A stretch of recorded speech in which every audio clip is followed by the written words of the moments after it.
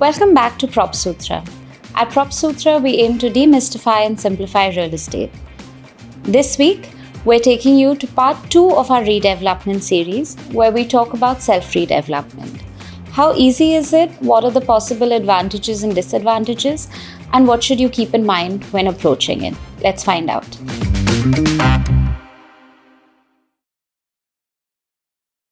Welcome to the show, sir. Thank you. So the Maharashtra government has been pushing self-redevelopment. They have come out with a whole slew of rebates. There's been concessional loans, single window systems. What, according to you, are the advantages of self-redevelopment? Well, when you decide to go for redevelopment, because the building is either old or structurally unstable, you have a choice. The broad choice is either you go with a developer who does everything for you, or you do your self-redevelopment. That means the residents come together and decide to do it themselves. So the Maharashtra government is trying to promote self-redevelopment. Yes. Because it is naturally more beneficial to the residents. Mm-hmm. Because any developer who steps in will have his margin. Why does he want to do it for free? Yeah. So naturally, then what is left for the residents is much lesser, because you have a margin which has been given to the developers. So most of them will try to say that why can't I do self-redevelopment? Yes. So the Maharashtra government, that's why came up with a single window clearance, trying to get loans easier for the construction finance in order to rebuild it. So they are making the path easier. But frankly speaking, the real advantage of self-redevelopment will only happen if it can happen in time without acrimony or fights. What do you mean? So most of the time in a society, there are always issues. Mm-hmm. There are always fights. There are factions. So when that happens, then what happens is, even if somebody takes a leadership role and starts trying to do the self-redevelopment, some other faction will put a case against him. Yeah. Saying he's biased or he's not being fair and equitable. So it can halt the whole development itself. Right. So in any case, what is most needed is that we have to ensure that there is a unified effort by the whole society under a single leadership. Sure, there will be a committee to oversee, but they have to have trust and faith in that leadership to take it to the finish line. Otherwise, I think it will be more negative than positive. Right. This is a very, very big, important point to think and ponder before any society goes for self-redevelopment. What do you think are the possible disadvantages of self-redevelopment?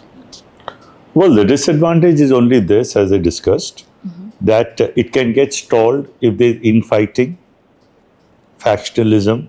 Yes. Somebody says, no, it is not a fair thing. And then the whole project goes sideways instead of going towards the finish line. Yeah. The advantages are naturally there plenty, because you do tend to have a more space for yourself. You don't really have to sell any additional space.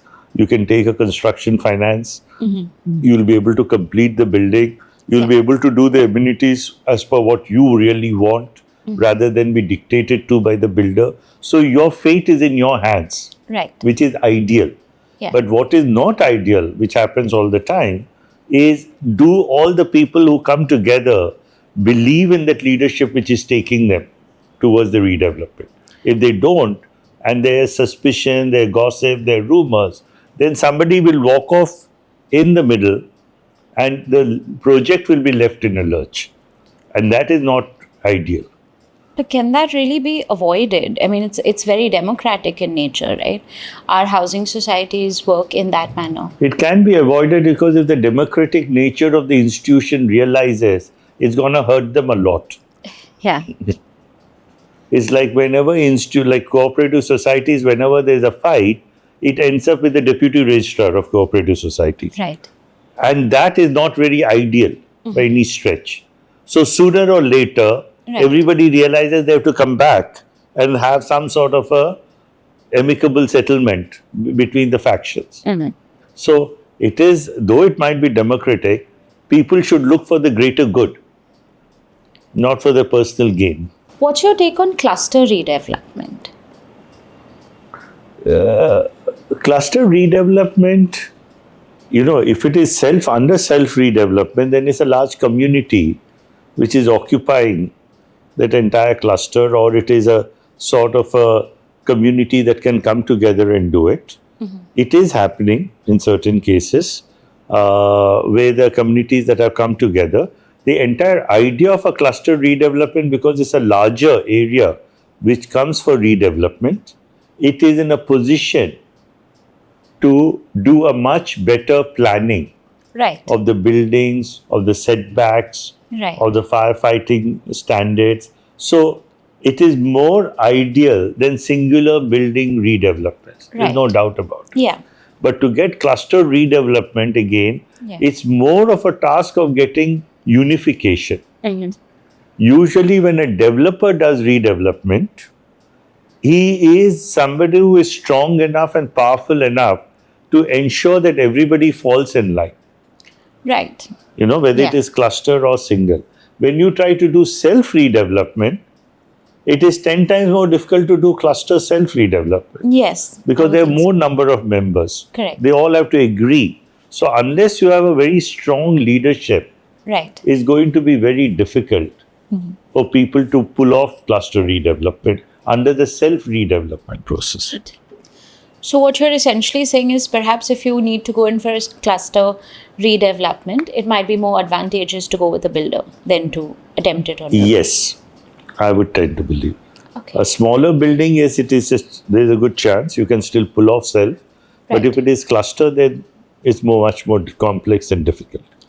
Is it also more financially, how do I say, attractive for a builder to go in for a cluster redevelopment option rather than an independent building? Naturally, because you're developing much more, no?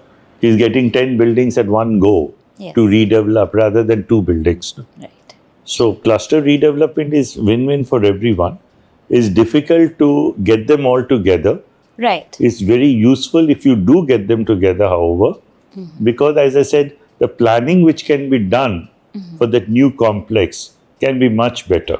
Right. How easy is it for societies to raise funds for self redevelopment? You see, the way the self redevelopment funding is raised is through the banks, Yes.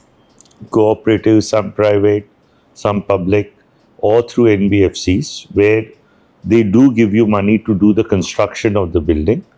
They can also do by sale of a few free market flats because there's more area and everybody will sell a little. So, is it very difficult? No.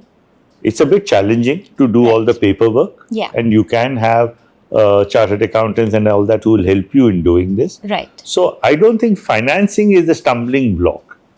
Okay. In my opinion, for any self redevelopment, the stumbling block comes from be having a united front. Okay. Once you have a united front, the design, development, execution, financing, that is not the challenge. Okay. You understand? The challenge always comes in people trying and believing in a leadership, in saying that these few people will take charge and complete it, rather than second guessing them at all times. Right. So that is a bigger challenge. But financing per se is available and readily available, and it is also welcome. Yeah. They welcome such self-redevelopment projects. So I don't perceive financing to be a very big challenge. Why do you think a lot of society members don't agree for redevelopment? You often find there's a consensus gap. See, because if you look at it, the building that is to go for redevelopment is usually a 40 plus year old building. So sometimes the majority of the occupants, members of that building or society, are senior citizens. Right. So when you tell a senior citizen that I want you to move out for 5 to 7 years, I'm going to make a good building and you can come back, he always believes he will not have the strength when he goes out now, at suppose he's 70 years, and he thinks at 77, 78, if I come back, Right. do I really have the strength to move in and move out? But I mean, you can always sell your flat. You don't need to. Then where does he go? This is the place where he likes to be. These are where his friends are. This is the ecosystem that is most suitable to him. Yes. So he'll find it very difficult to just sell or to redevelop. That is why the hesitation. So most of the time where the people are older, they'll simply tell you, do all this once I pass. How do you see redevelopment projects going? Do you see more people adopting self-redevelopment? Most people today go for a builder redevelopment, Yeah. because self-redevelopment, as we discussed in earlier on also, is very difficult. It requires in the building somebody to take leadership, somebody to be respected enough Right. that he can actually handle it, even if it's a committee.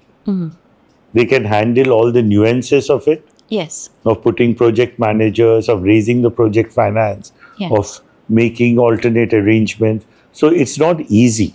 It requires people to come together, believe in someone who, even if he outsources those jobs and responsibilities, is still liable for them. Yes. And not many are willing to take it. Right. That liability, that onus, that obligation. Why do they take it? They're not going to be paid for it extra. They cannot take something more. Correct? So most people prefer finally that it's better for a third party to come in who is at least an expert at it. And we don't have to worry. Even if he's going to take his pound of flesh, it's better we give it to him rather than we trying to do it ourselves and botch it all up. Right. Correct? Yeah. So most of the projects tend to go for builder redevelopment, though the state governments, local bodies all try to push for self-redevelopment. It's much more difficult than what people think it is.